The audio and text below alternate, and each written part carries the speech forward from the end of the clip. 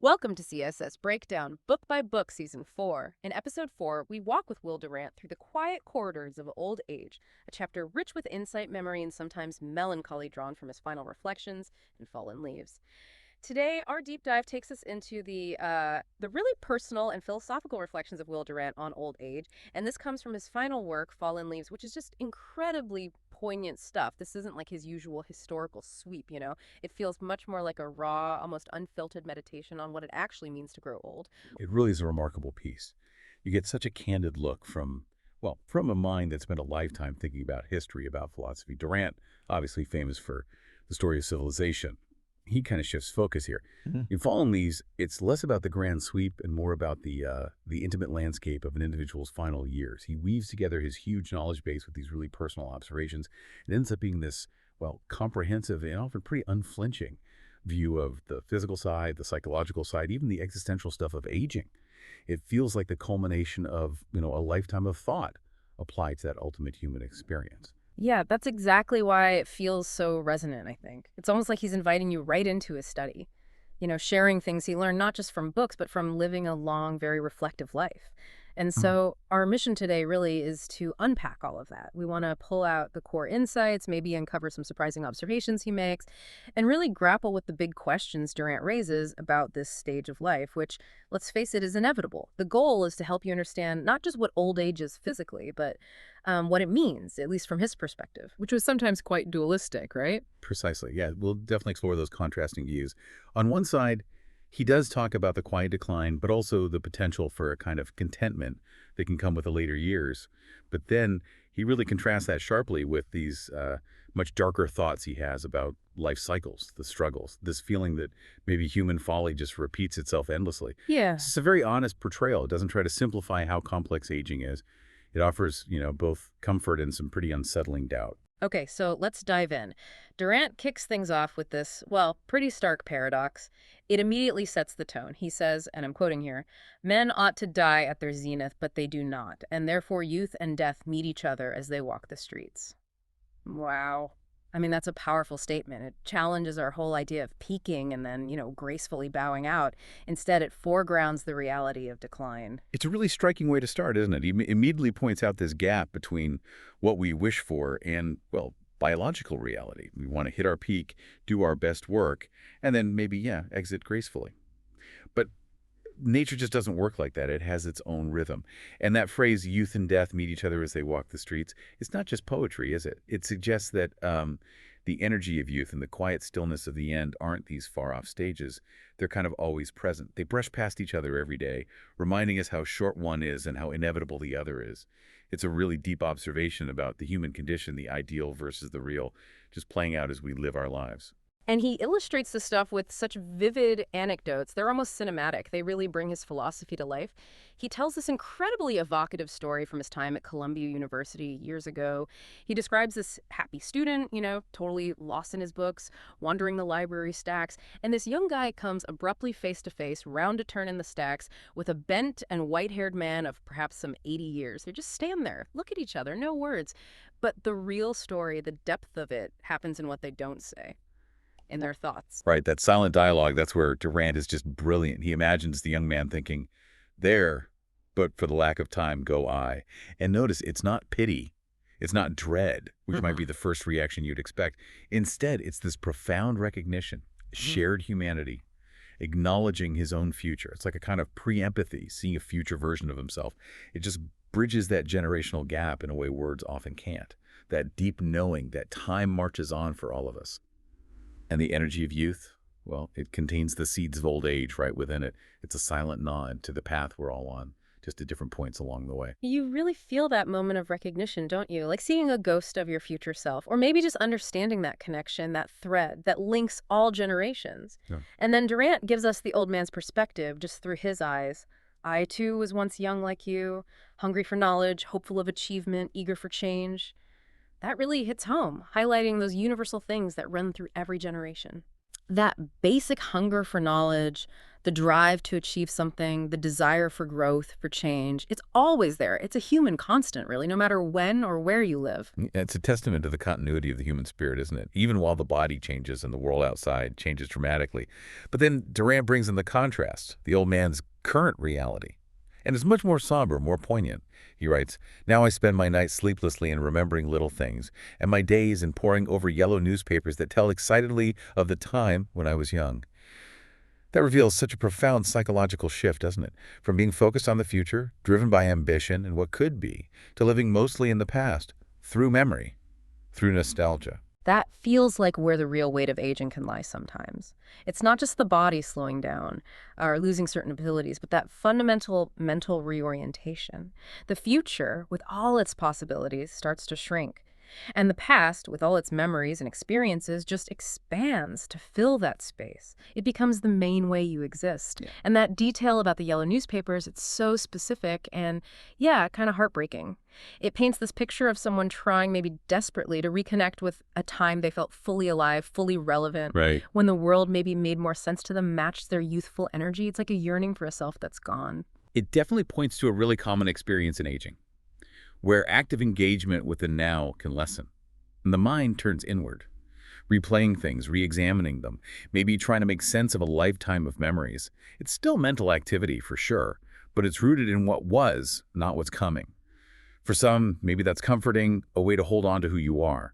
But for others, it could be deeply melancholic. A recognition of lost time, a world that's moved on. Those yellow newspapers become a symbol, don't they? Holding on to a past that's fading, trying to still be part of the story that once defined them. And Durant gives us another one of these powerful images, this time right in the heart of New York City, Fifth Avenue. He describes a scene where a young person stops, just stares at an old man buttressed with sideboards and leaning on a cane, looking odd and timid at the Niagara of automobiles pouring down Fifth Avenue. You can just picture it, can't you? The sheer speed and noise of modern life just completely overwhelming this person. It is masterful storytelling, visually. Yeah. It says so much in just that one image. And his analysis of the old man's look is key. His lined and sallow face, kindly but puzzled to irritation, that mix, the kindness, maybe left over from a slower time, combined with that deep confusion, almost exasperation, it speaks volumes. It's not just physical weakness, it's a cognitive and emotional dissonance. This man is trying to process a reality that's fundamentally changed, a world moving faster than he can comprehend. It really highlights a common challenge of getting older, struggling to adapt when the world keeps transforming, when the old landmarks seem to disappear. That phrase he uses, the subtle tragedy of a generation left rudely behind by a tumultuously changing world, that really hits hard. It's not just about losing physical strength or even the mental quickness to keep up. It's about this fundamental disconnect with the very pace of progress. The world just marched on, and they're left standing on the sidelines, bewildered, trying to make sense of a reality that doesn't fit their experience or their mental map anymore. And it's subtle because it's not some dramatic collapse. It's this gradual, isolating drift, becoming irrelevant almost. Exactly. It's that feeling of being, well, an anachronism, like the world has become foreign, maybe even hostile. Yeah. And this leads Durant to a really fascinating thought, a philosophical reflection on this disconnect. He says, "Perhaps it is for such souls that the mills of the gods grind exceedingly slow, lest the mind of man should break under the strain of endless transformations." Now, that's a profound way to reframe the slower processing speed we often associate with old age. Okay, so let me see if I'm getting this right. Durant is suggesting that this slowing down isn't just a negative thing, like a loss of ability, but maybe it's a kind of built-in mechanism, almost merciful, a protective thing maybe, to help cope when the pace of change is just overwhelming. Is he saying the aging mind, by processing things more slowly, is actually protecting itself from overload in this crazy accelerating world? I think your interpretation really captures the depth of what Durant's getting at here. He links this apparent decline not just to decay, but possibly to a form of wisdom, or even to, kind of mercy built into nature. It implies a natural, maybe subconscious resistance to constant overwhelming change. It's a way to stay sane, maybe, to protect the self when the outside world is changing at lightning speed. And it raises a big question for all of us, doesn't it? It's adapting always about speeding up, absorbing everything? Or could wisdom, especially later in life, involve slowing down, filtering the noise, resisting the constant flood of newness, and by doing that, preserving some inner coherence, some peace? It suggests this slowing isn't just about losing capacity, but maybe a natural defense against mental fragmentation in a hyperspeed world. That really does reframe what aging can mean. It shifts the focus. It's not just about what you might lose in speed or memory, but potentially what you gain, like a quieter inner world. A space to reflect more deeply instead of just reacting all the time. It's a subtle and honestly quite a comforting thought, suggesting there's some kind of design helping us navigate those final chapters. Okay, moving on from those really vivid scenes, Durant then shifts gears a bit. He goes towards a more, let's say, clinical definition of old age. But it's still profound. He states, pretty matter-of-factly, that it's a condition of the flesh of protoplasm that finds inevitably the limit of its life. He really grounds it in biology first, doesn't he? Strips away the poetry and gets down to the fundamental truth. He absolutely does. No romanticizing here. He gets right down to the biological bedrock. Yeah.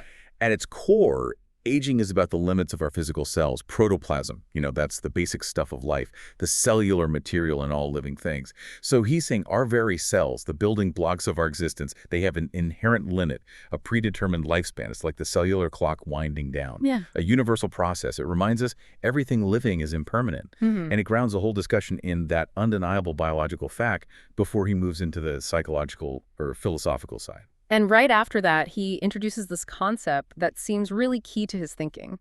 It is a physiological and psychological involution. That word involution, it's quite specific. It sounds like a turning inward, maybe a regression, a refolding, not just a simple decline. Yeah, involution is a crucial term here. It implies this natural winding down, almost a reversal of the outward growth and expansion that defines youth and middle age. If you think about the big picture, it suggests a fundamental shift in the self. The energy, the attention that used to be directed outwards towards achieving things, relationships, exploring, building it, starts to pull back. It turns towards the inner world, memory, reflection, and ultimately maybe just self-preservation. It's like a process of simplification, shedding external stuff, desires, maybe even a preparation for that final transition where the outside world just becomes less important than the world inside. He then uses this incredibly powerful metaphor. It really sticks with you. He says, it is a hardening of the arteries and categories, an arresting of thought and blood. Wow, let's unpack that. Hardening of the arteries, that's the physical part, the literal biology we kind of understand. Exactly. That's arterial sclerosis, the physical stiffening and narrowing of the arteries. And that affects blood flow, vitality, everywhere in the body, including the brain. It's a direct nod to the physical wear and tear of aging and how it impacts everything from energy levels to organ function. It's the biological reality, setting the stage for the mental part, he adds. But then he pairs it so brilliantly with hardening of categories. Yeah. Which is about something else entirely. Mental rigidity, right? Resisting new ideas, getting stuck in your ways of thinking. That's such an insightful pairing. It really highlights the mind-body connection in aging. The genius is right there, in that pairing. Hardening in categories, that's the mental, the intellectual inflexibility that can often come with age, is that tendency to get set in your ways, to resist new information if it challenges what you already believe, to cling to familiar thought patterns, maybe dismiss new ideas too quickly. It suggests that just like the body becomes less flexible, the mind can too. Less open, less adaptable. And it makes you wonder, doesn't it, how much of what we see as mental decline is purely physical and how much is just? Well, the subtle entrenchment of habit, a resistance to the effort of thinking in new ways. And this leads him right to that famous saying, it's almost like a challenge. A man is as old as his arteries and as young as his ideas. It offers a little bit of agency, doesn't it? Like, despite the physical stuff you can't avoid, maybe there's a part of us, our mind, our spirit, that can stay vibrant. It's a powerful saying because it shifts the focus away from just biological destiny. It brings in choice, intellectual life. Sure, physical decline might be inevitable, but this suggests that mental agility, curiosity, openness to new ideas, these can be actively kept alive, cultivated even. To some extent anyway. It's like an encouragement to stay engaged intellectually, to seek out different perspectives, question your own assumptions, to resist settling into rigid thinking. Keep those mental categories flexible, even if the physical arteries are doing their own thing. It's a reminder that age isn't just a number, it's also a state of mind. But Durant, he doesn't shy away from the harder truths either, especially about learning and memory. He observes pretty bluntly that the ability to learn decreases with each decade of our lives. Oof, that's a tough one to hear, especially if you really value lifelong learning, always trying to improve yourself. It is tough.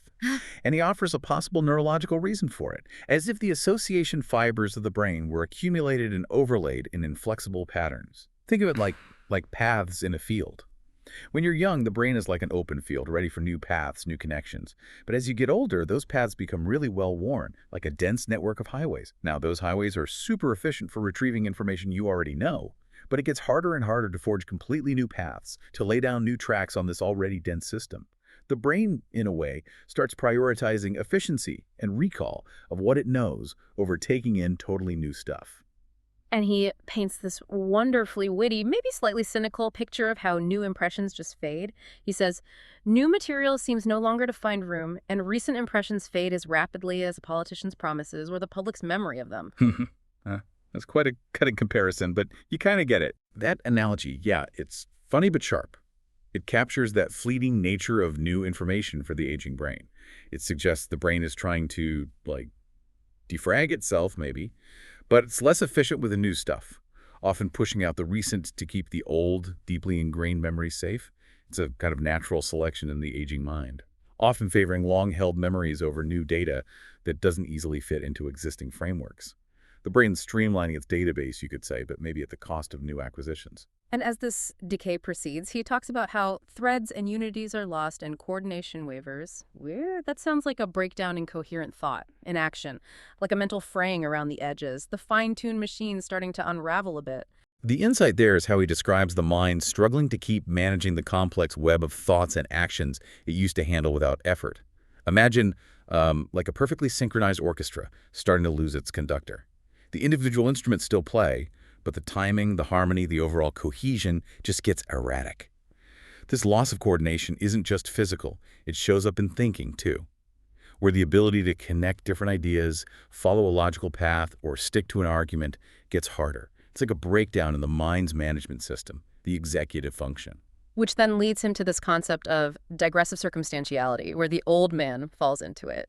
I think many of us have seen this maybe with older relatives or friends. It's that tendency to kind of wander off topic, give way too much detail, maybe details that aren't totally relevant, or just lose the main thread of the conversation. Precisely. And it's important to see it not as deliberate conversational sabotage or being rude. It's more like a natural result of how the aging brain is working. The mental filter that usually helps us streamline our thoughts, figure out what's relevant and what's just a sidetrack, it becomes less efficient.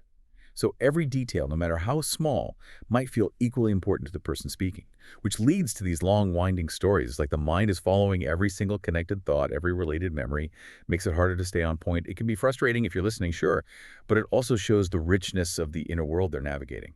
Which brings us, of course, to De Quincey's brilliant term, anecdotage. It's just such a perfect word, isn't it? Charming, but yeah, sometimes frustrating. It captures that very human tendency in later life so well. What's really insightful about anecdotage is, well, while it can be frustrating for the listener who wants a straight answer or wants to talk about now, it's also a really powerful way, maybe the main way, for the older person to preserve and share their own history, their identity. It becomes a coping strategy almost, turning current cognitive challenges into a way to validate and relive the past. Those old stories aren't just memories anymore. They become the present reality, the main way of engaging with the world. It's how they connect, how they pass on wisdom, how they reinforce who they are. It reminds us that memory, even if it's fragmented, becomes a cornerstone of selfhood in old age, a charming, if sometimes winding, path to understanding. Fascinating stuff on the cognitive side. But Durant takes us even deeper into how nature itself seems to, well, ease the transition into old age and eventually death. He starts by noting something that sounds counterintuitive, an acceleration, he says. Just as the child grew more rapidly the younger it was, so the old man ages more quickly with every day.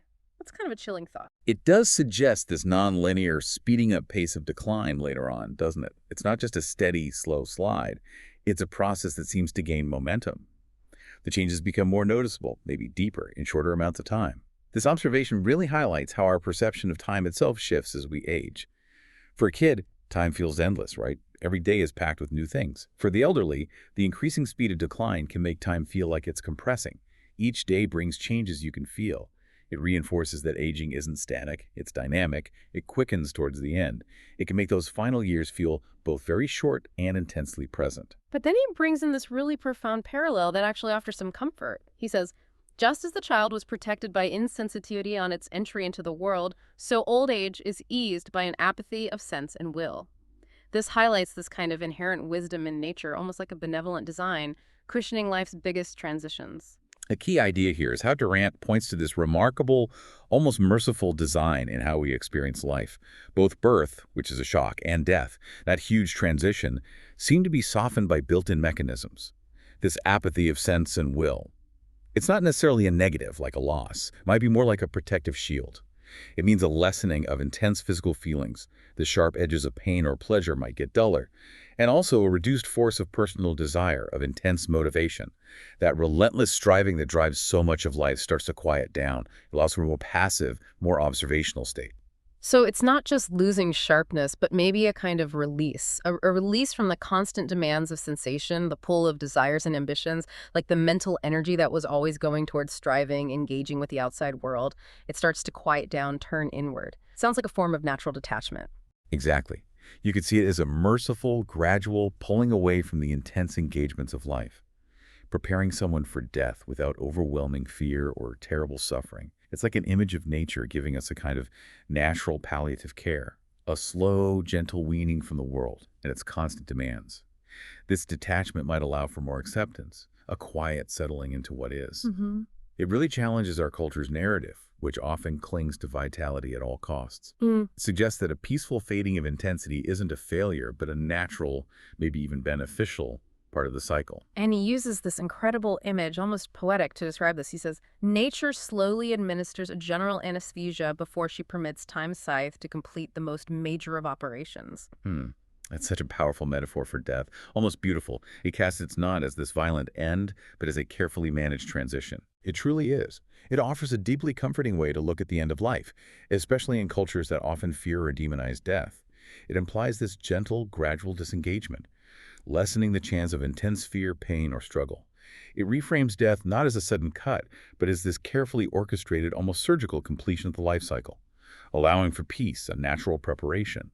The major operation part acknowledges how significant this final change is, but the anesthesia reassures us of nature's inherent wisdom, its care, easing us through it. And as these sensations diminish in intensity, the sense of vitality fades.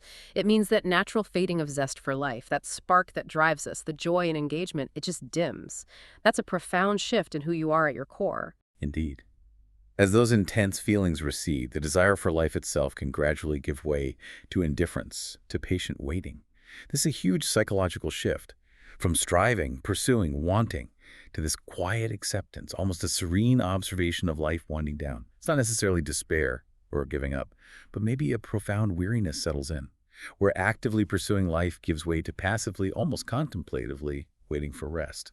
The drive to live, to experience, just wanes, replaced by a quiet readiness. And then there's that complex emotion he talks about regarding death itself. The fear of death is strangely mingled with the longing for repose. That paradox fear mixed with longing that really captures the messy reality of human experience, doesn't it? It's not simple acceptance or simple terror, it's a mix. The brilliance there is recognizing that deep, almost primal exhaustion that can set in after a long life. Life, with all its joys and struggles and adventures, can be incredibly tiring. And the longing for rest, for an end to the constant effort and struggle, that can become a really strong force. Sometimes maybe even stronger than the built-in fear of non-existence or the unknown. It speaks to this profound human need for peace, for release after a long journey, a yearning for the ultimate quiet, even if it means the ultimate end.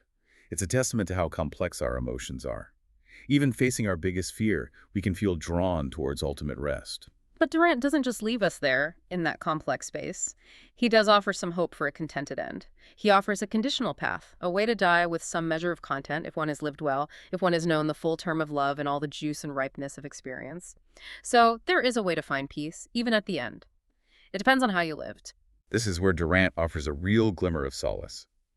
He suggests that true fulfillment isn't about dodging death, but about really embracing life, fully, without holding back, without regrets. It implies that a life rich in experience, deep relationships, authentic engagement, curiosity, savoring both the good and the bad, that kind of life prepares you for the end. It's that reaching the end feeling like nothing major was left undone, like your cup was full. The tapestry of your life feels rich and complete. It's about living so thoroughly that the end feels less like a loss and more like a natural conclusion. And he gives us this hopeful, almost theatrical metaphor for a graceful exit, clearing the stage for a better play. That's an incredibly evocative image. It suggests purpose beyond just your own individual life. This offers a kind of philosophical comfort, almost spiritual or cosmic. It reframes individual death not as a complete stop, but as a transition, part of a larger story. It suggests our individual life is just one act in this grand ongoing drama. There are always new acts, new actors ready to come on stage. It implies that while our part ends, the bigger story of existence, maybe of humanity's journey, continues, and maybe even evolves into something better, deeper. It's a really beautiful, optimistic vision. It gives a sense of meaning beyond our own limited lifespan, a hopeful counterpoint to all the decline he just detailed. You know, just when you kind of settle into that hopeful, almost peaceful vision of old age and death that Durant paints so well, he just pulls the rug out from under you. He pivots dramatically to what he calls the rub, that core, unsettling doubt that seems to really bother him. And he asks, but what if the play is never better, always revolving about suffering and death, telling endlessly the same idiotic tale? Ouch. This is the core tension, isn't it? The deep intellectual, emotional friction in Durant's final thoughts. And it's what makes his writing so incredibly honest and complex. He lets us consider the hopeful path, the idea of a content meaningful end, but then he immediately confronts it with this much darker, more cynical, almost nihilistic possibility. It raises that crucial, unsettling question, is that contentment just a nice story? A delusion we use to cope? Is the idea of a better play just wishful thinking?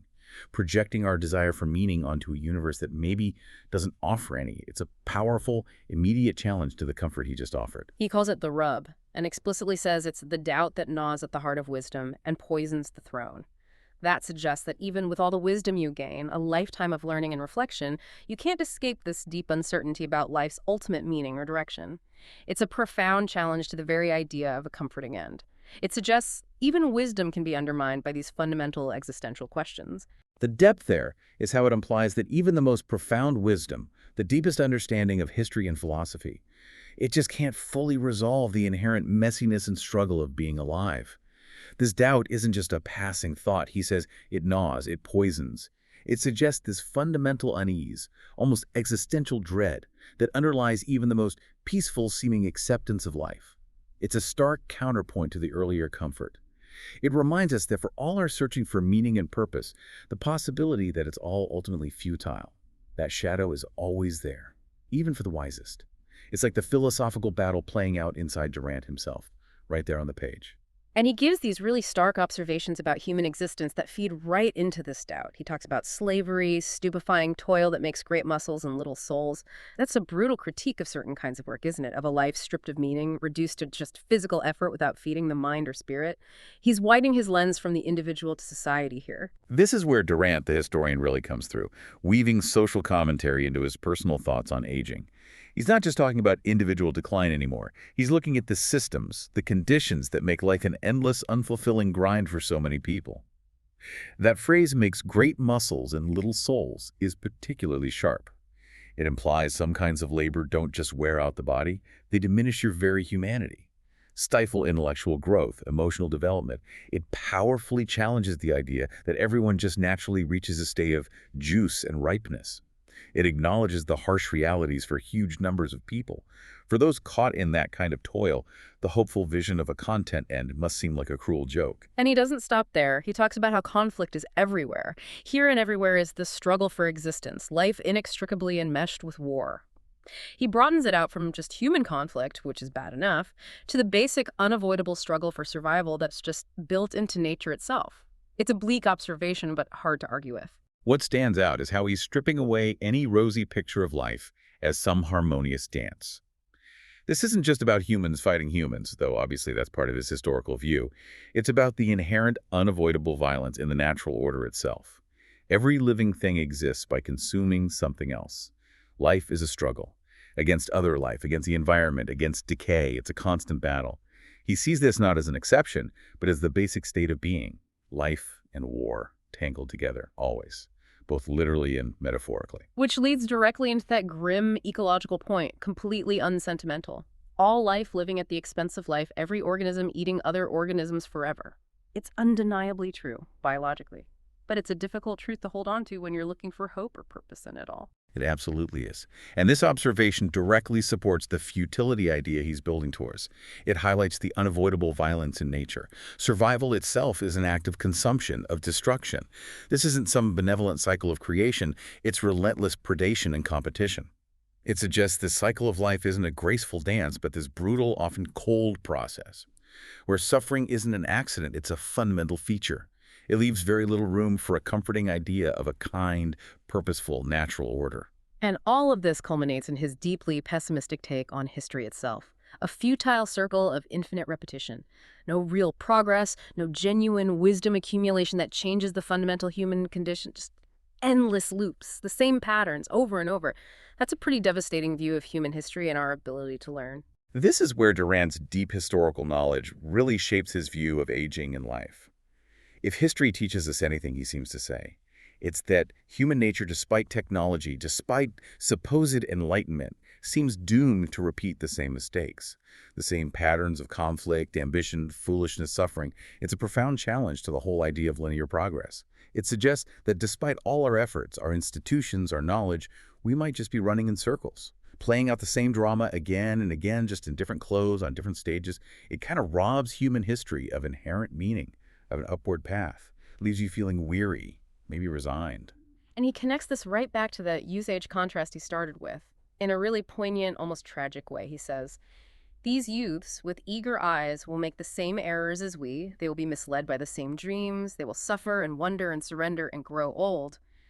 The wisdom gained through age feels almost pointless if the young are just destined to repeat the exact same mistakes, doesn't it? It kind of negates the whole idea of passing down knowledge to make things better." What really stands out there is the tragic irony in that cycle. The cycle isn't just biological aging.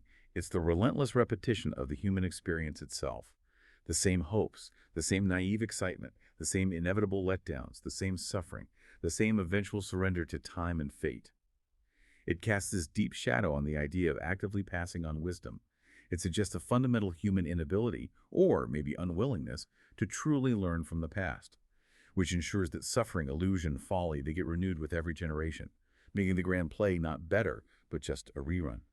This provides such a stark, almost crushing counterpoint to that earlier hopeful idea of clearing the stage for better play, suggesting instead maybe the play is just the same old one on repeat forever. Wow. We've really covered the full spectrum of Will Durant's thinking on old age today, haven't we? It's so complex, often contradictory, from the very real physical decline he observes to that quiet acceptance, even the comfort that nature seems to offer, like an anesthetic in our later years. But then he yanked us right back into that gnawing doubt, didn't he? That deep philosophical wrestling match with life's relentless cycles, its struggles, and the potentially futile nature of it all. It's been a journey through both hope and deep resignation. What makes Durant's reflections so lasting, so powerful, I think, is that unflinching honesty. He doesn't give you a simplified, easy answer about aging or life. His real strength is blending that deeply personal observation, his own experience, with his incredible philosophical and historical knowledge. And that forces you listening, to confront the full picture, the often unsettling reality of what it means to age, to live, and ultimately to face our own end. He reminds us it's a journey with moments of unexpected grace, but also moments of profound existential doubt. He embraces the paradoxes instead of trying to smooth them over. Indeed. And it leaves us with this final, kind of provocative thought to chew on. If, as Durant suggests, history really is just a futile circle, endless repetition, if each generation is basically doomed to repeat the errors and suffer the same things as the last, what then is the ultimate point of gaining wisdom, of striving for that full term of love and all the juice and ripeness of experience he talked about as a path to a peaceful end? Does accepting that life is inherently a struggle, maybe an unending one, does that actually free us? Does it offer some kind of peace through resignation? Or does it just resign us to a fate we can't escape, making all our efforts to live well ultimately, kind of moot in the grand, unchanging cosmic play? It's definitely a question that lingers long after our deep dive wraps up.